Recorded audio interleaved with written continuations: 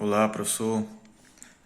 O projeto irá abordar o elemento de troca de calor de um refrigerador residencial, ou seja, o condensador de uma geladeira frost-free da Consul. Este equipamento funciona em ciclos, utilizando o gás refrigerante que circula em circuito fechado. O projeto visa o entendimento dos mecanismos de troca de calor realizado no mesmo com o meio ambiente, através dos processos de condução, convecção e radiação, e propor melhorias, caso necessário, para melhorar o rendimento. As informações relevantes foram reunidas em uma única tabela, com base no manual e catálogo do fabricante, para facilitar a compreensão e agilizar a análise do sistema, certo? Tenho aqui a selfie com a geladeira, a etiqueta de consumo energético, a etiqueta com as características do sistema, a foto traseira do condensador, a lateral inferior esquerda, que é a saída do condensador, e a lateral inferior direita, que é a entrada do condensador. Aqui os dados do fabricante, com todas as informações relevantes reunidas. Pronto, e a gente vai começar fazendo uma análise do sistema, o balanço de energia. Primeiramente, devemos estimar a demanda requerida de troca de calor do condensador através do balanço energético de energia termodinâmica, Ou seja, a quantidade de energia requerida na forma de calor para passar de um estado para o outro. Portanto, a gente vai adotar um volume de controle que envolve todo o sistema, usando a equação da energia, onde a gente vê que o fluxo de calor ele é o fluxo de calor do evaporador menos o do condensador, certo? E, portanto, a gente chega no valor do fluxo do condensador de 212,5 watts. Essa é a demanda requerida de troca de calor no condensador. Os mecanismos de troca de calor são condução, convecção e radiação, onde a condução ela transfere o calor da superfície interna da tubulação para a superfície externa.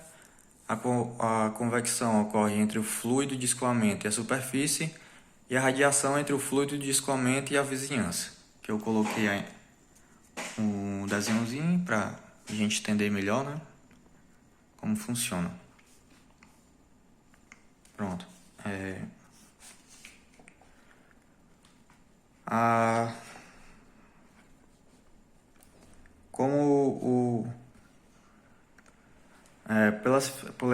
Por essa figura ao lado, a gente pode afirmar que nas paredes da tubulação do condensador temos o mecanismo de convecção na troca de calor entre o fluido interno e a parede interna do trocador e entre a parede externa e o fluido externo do trocador. E também temos a radiação na troca de calor entre a parede externa e as vizinhanças. De acordo com os dados do fabricante, a temperatura média do fluido no interior da serpentina é igual à temperatura de condensação, que é de 54,4 graus Celsius. Já a temperatura do ambiente externo ao trocador de calor será maior que a temperatura ambiente, pois o volume de ar entre a geladeira e as paredes da vizinhança é muito pequeno, fazendo com que o ar fique preso ou enclausurado, e a uma temperatura mais alta, aproximadamente 32 graus Celsius. E assim a diferença de temperatura média entre o fluido que passa no interior da serpentina e o ambiente será de 22,4 graus Celsius. Pronto, agora a gente vai fazer um balanço de energia no condensador, A gente vai fazer uma análise somente no condensador através do balanço de energia. E sabendo que o condensador não recebe nem produz trabalho, vamos usar aqui a equação da energia, que é a energia de entrada menos a de saída, mais a geração é igual a energia acumulada. Como na região analisada não há acúmulo de energia na forma de massa ou volume, nem geração de energia relevante, logo a gente pode simplificar a equação como energia de entrada igual a energia de saída. E substituindo pela equação do fluxo do fluxo térmico, a gente tem que o fluxo térmico de convecção na superfície interna do tubo é igual a o fluxo térmico de convecção na externa, né? Mais a radiação, fluxo de radiação. Escrevendo cada termo usando a equação de taxa apropriada, chegamos aqui nessa equação, né?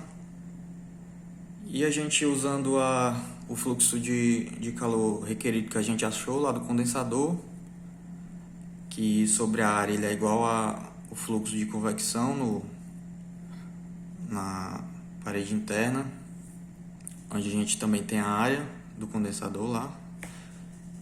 Fazendo toda a substituição, certo?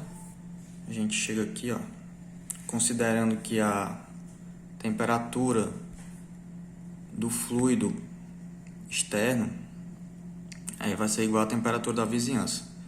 Então a gente pode estimar a temperatura na superfície externa igual a 54,4 graus Celsius e a temperatura da vizinhança igual a 32. A gente tem a emissividade e a constante de Boltzmann.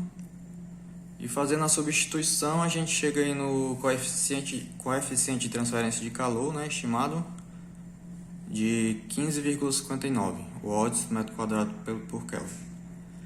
E sabendo o valor de H2, a gente pode encontrar H1, onde a gente estima a temperatura na superfície interna igual a 54,4 graus Celsius e a do fluido interno de 53. Logo a gente acha aí o coeficiente de transferência de calor H1, né, de 303,23. O coeficiente de calor por radiação, ele tem essa fórmula, onde a gente substituindo chega no valor de 0,2157, né? Pronto. E o coeficiente de transferência de calor por condução, usando a fórmula também, onde a gente também usa o fluxo de calor do condensador, né, que a gente achou lá no item 1, e o comprimento, comprimento não, a espessura, a gente acha o valor de K, também estimando as temperaturas na parede interna, né, de T1 igual a 54 e T1 igual a 54,4 e T2 igual a 54. Portanto, a gente acha aí a condutividade térmica de condução, né, de 1,0618, ok?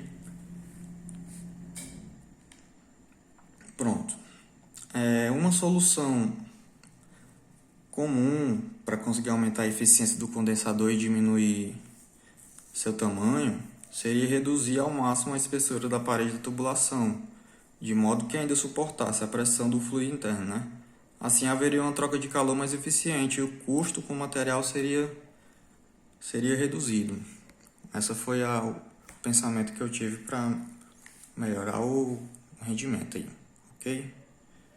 Mas agora, ainda continuando aqui, a gente vai utilizar a equação diferencial, troca de calor por condução, né, em coordenadas cilíndricas. Então a gente vai poder descrever como vai ocorrer a condução interior da parede do tubo.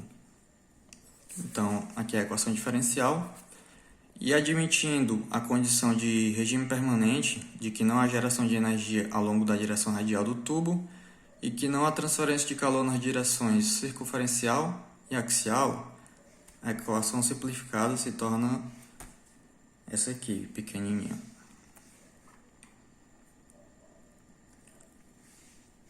Pronto, e agora a gente vai introduzir as condições de contorno na superfície, né, para a gente poder encontrar lá a equação da temperatura para qualquer raio. Então a gente vai usar aqui essa condição de contorno na superfície constante com fluxo térmico diferente de zero, né, que é esse R igual a R1, que vai ser o fluxo térmico de condução, que é igual a menos K vezes o diferencial de T pelo X, onde o T de R1 é igual a 54 graus Celsius. E para o R2, que é a condição de convecção na superfície, certo? Então, o fluxo térmico de condução vai ser o fluxo de massa vezes o calor específico, vezes a diferença de temperatura, dividido pela área. Então, a gente encontra aí o valor de 0,2714 kW por metro quadrado. Integrando a equação simplificada, a gente encontra o C1, né? A constante C1, que ela vai ser ali, ó, a diferencial, né, de T sobre o R vezes o K, que vai ser o fluxo de calor da condução. Aí a gente encontra o R1, o C1, sabendo também o raio, de menos 0,7464. E integrando a equação duas vezes, podemos obter a equação de temperatura para qualquer raio interno da parede do tubo, que é essa equação aqui. Menos C1 sobre K vezes o ln de R mais C2. Isolando C2 e aplicando a condição de contorno, a gente encontra o C2, que é 49,85, certo?